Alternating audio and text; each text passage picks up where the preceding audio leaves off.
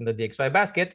And because of what I've seen here on on this formation, I took a fourth, one fourth of my usual size on this short on gold. Why? Because I think that we can touch this lower side. This is still a bullish structure.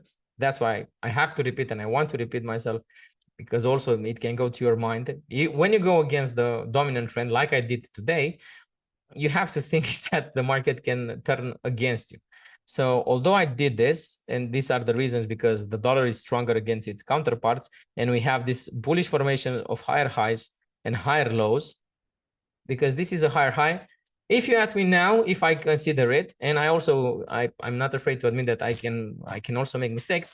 I don't think that this was a good position, and I don't think that this was a very, very good trade. Why? Because I'm in the middle of the trend. I'm in the middle of the trend. In the middle of the dominant trend. I'm also in the middle of this channel. So I don't know if this was such a good position. Maybe I rushed it. I didn't rush it, actually. I wanted to say maybe I rushed it. I didn't rush it. I just watched. I watched it, and I thought that we can touch this lower side, and we can print another higher low, which we can, which we can, right? So we can print another lower high around this area.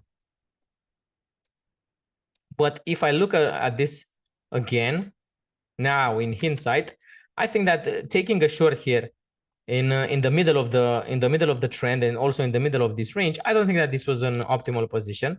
I do reviews, and I do this kind of reviews, and I'm very critical to myself. And I think that I could have waited, or I could have looked at any other pair, and I could have had a better, maybe a better entry, maybe a better setup. We will see. The price will dictate, and the price is the only truth sayer and the only judge. We will see in the future. I had no problem with this. Like I said, my courage for the short on gold came because I saw that dollar is having a lot of strength.